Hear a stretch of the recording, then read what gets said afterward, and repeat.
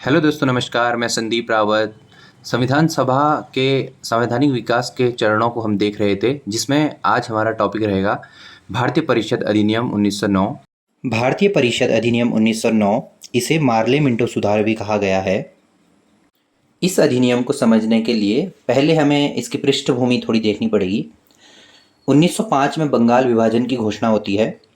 इसके बाद 1906 में स्वदेशी आंदोलन वगैरह शुरू हो जाते हैं और वहीं 1906 में मुस्लिम लीग की भी स्थापना होती है। आगा खां के नेतृत्व में एक प्रतिनिधि मंडल वायसराय मिंटो से मिला और मुसलमानों के लिए एक अलग निर्वाचन मंडल की मांग की। उन्होंने मांग की कि मुस्लिम प्रत्याशियों को चुनने का अधिकार सिर्फ मुसलमानों का हो। वहीं 1907 में कांग्रेस में फूट डल गई। कांग्रेस में एक गरम दल उभर के आया। इस प्रकार से कांग्रेस में गरम और नरम दल, दो दल उभर कर सामने आए। अंग्रेजों का भारतीय परिषद अधिनियम 1909 का मूल मकसद था कि नरमपंथी नेता और मुस्लिम नेताओं को अपने पक्ष में करना। मार्ले ने घोषणा की कि हम भारत में प्रतिनिधि सरकार की स्थापना करेंगे, अर्थात चुने हुए लोग ही सरकार में रहेंगे। तो इससे क्या हुआ कि जो नरम दल थे वो और नरम पड़ गए, क्योंकि अंग्रेज़ों ने भारतीयों के पक्ष में बात की थी। और दूसरा क्या हुआ कि भारतीय परिषद अधिनियम 1909 में मुस्लिमों की अलग निर्वाचन मंडल की बात भी अंग्रेज़ों ने मान ली। इस प्रकार से अब मुस्लिमों को कानूनी रूप से अल्पसंख्यक माना गया। और वहीं अब धीरे धीरे क्या होगा कि बाकी अन्य अल्पसंख्यक भी अपने लिए पृथक निर्वाचन मंडल की मांग करेंगे। जैसे भीमराव अंबेडकर ने निम्न समुदाय के लोगों के लिए पृथक निर्वाचन मंडल की मांग करी थी। और 1919 तक अप्रत्यक्ष निर्वाचन व्यवस्था ही थी भारत में। इसमें देखते हैं, इस अधिनियम द्वारा परिषदों व उनके कार्य क्षेत्रों का अधिक विस्तार किया गया और उन्हें प्रतिनिधिक एवं प्रभावी बनाने के लिए उपाय किए गए। इस अधिनियम की प्रमुख विशेषताएं निम्नलिखित थी। केंद्रीय विधान परिषद में सरकारी सदस्यों की बहुमत की व्यवस्था रखी गई, तो प्रांतीय विधान परिषद में गैर सरकारी सदस्यों के बहुमत की व्यवस्था रखी गई।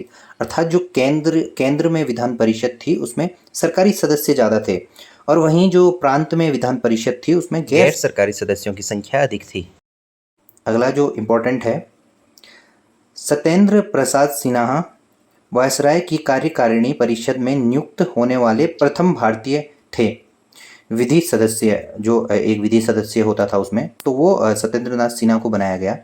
इससे पहले क्या था कि जो विधान परिषद थी उसमें जो एग्जीक्यूटिव काउंसिल थी वायसराय की, उसमें भारतीयों को नहीं रखा जाता था। भारतीयों को सिर्फ विधान परिषद में ही रखा जाता था। लेकिन 1909 में पहली बार किसी एक भारतीय को शामिल करा था वायसराय की एग्जीक्यूटिव काउंसिल में। आगे देखते हैं, विधान परिषद के सदस्यों को बजट अंतिम रूप से स्वीकार करने से पूर्व बजट पर वाद विवाद करने तथा प्रस्ताव पारित करने का अधिकार दिया गया। मतलब इसमें वाद विवाद कर सकते थे। सदस्यों को पूरक प्रश्न पूछने का अधिकार मिला। इसका मतलब है कि कोई अगर हमने प्रश्न पूछा और आगे से उसका आंसर मिला तो उस पर हम अगला प्रश्न नहीं पूछ सकते थे।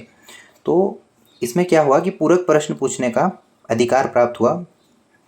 सदस्यों को सार्वजनिक हित से संबंधित विषयों की विवेचना करने, प्रस्ताव पारित करने का अधिकार प्रदान किया गया। ठीक है। इसके तहत जाति, वर्ग, धर्म आदि के आधार पर पृथक निर्वाचन प्रणाली अपनाई गई, जिसमें presidency, corporation, chamber of commerce तथा जमींदारों को पृथक प्रतिनिधित्व दिया गया। इसमें क्या हुआ कि जाति, वर्ग, धर्म आदि के आधार पर पृथक निर्वाचन मंडल अपनाया गया और कुछ विशेष लोगों के लिए भी पृथक प्रतिनिधित्व दिया गया। पहली बार केंद्रीय विधान परिषद हेतु मुस्लिम वर्ग के लिए पृथक निर्वाचन की व्यवस्था की गई। ये पहले मैंने बता दिया था कि इसमें पहली बार क्या हुआ था कि मुस्लिमों के लिए पृथक निर्वाचन की व्यवस्था की गई। और इस प्रकार हमारा भारतीय परिषद अधिनियम 1909 भी खत्म होता है। आशा करता हूँ कि वीडियो आपको अच्छी लगी होगी। वीडियो अच्छी लगी हो तो वीडियो को लाइक करना और चैनल को सब्सक्राइब करना। धन्यवाद।